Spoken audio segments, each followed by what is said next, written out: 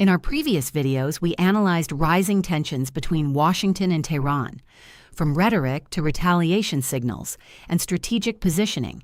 Tonight, we take that conversation further, because Iran has made a move that many analysts are calling a setback for the United States. But is it really a setback? Or is it a calculated maneuver in a much larger geopolitical chess game? And more importantly, what does this mean for America's influence in the Middle East and beyond? Let's break it down carefully. What if the biggest threat isn't missiles, but momentum? Did Iran just outmaneuver Washington diplomatically? Is this the beginning of a regional power shift? Or is the word setback an exaggeration designed to spark panic?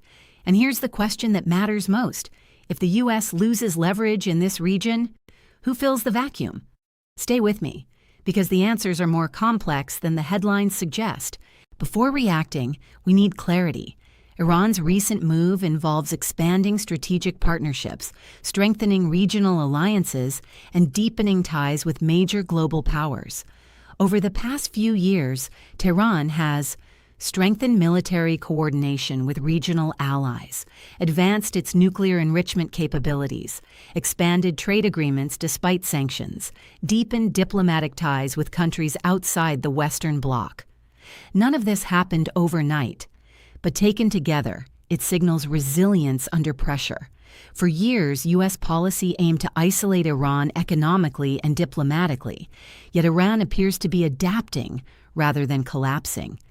That adaptation is what some call a setback for Washington.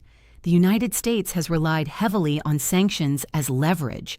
Sanctions were designed to pressure Iran economically, force negotiation compliance, limit nuclear development, constrain regional influence. But sanctions can produce two outcomes: economic compliance, strategic adaptation.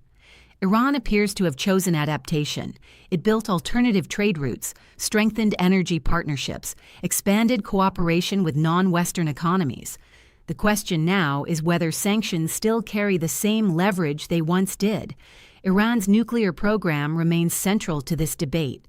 After the U.S. withdrew from the nuclear agreement during the presidency of Donald Trump, Iran gradually increased uranium enrichment levels. While Tehran insists its program is peaceful, Western governments remain skeptical. The current concern isn't immediate weaponization, it's shortened breakout time, the theoretical window required to produce weapons-grade material. If Iran advances further technically, U.S. leverage shrinks, and that's where the word setback gains meaning. The Middle East is not the same region it was 10 years ago. Alliances are shifting. Energy markets are evolving. China has brokered diplomatic agreements in the region. Russia maintains military partnerships. If Iran strengthens ties with alternative power centers, Washington's traditional dominance faces new competition. But here's the nuance.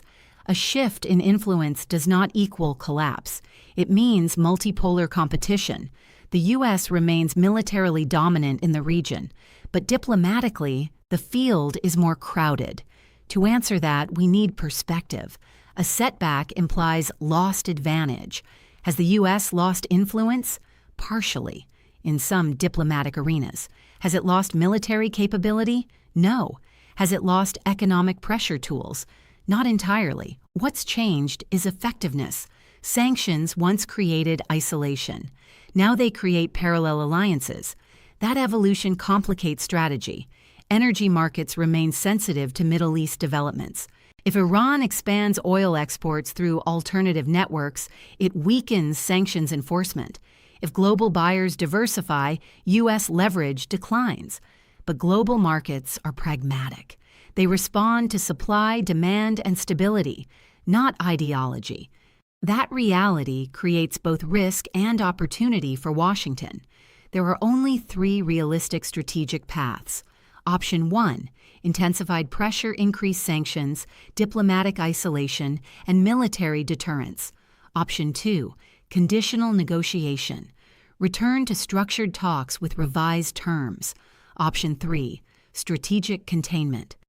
Accept limited Iranian influence while preventing escalation. Each carries trade-offs.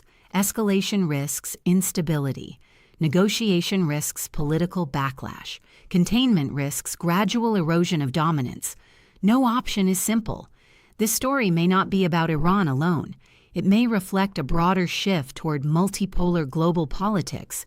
The U.S. remains powerful, economically and militarily, but rivals are coordinating more strategically than before.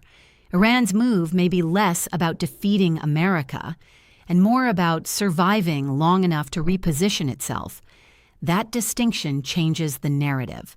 So now I want to hear from you. Do you believe Iran's latest move truly represents a setback for the United States? Or is it simply part of a long-term geopolitical chess match? Should Washington respond with stronger pressure or reopen diplomatic channels?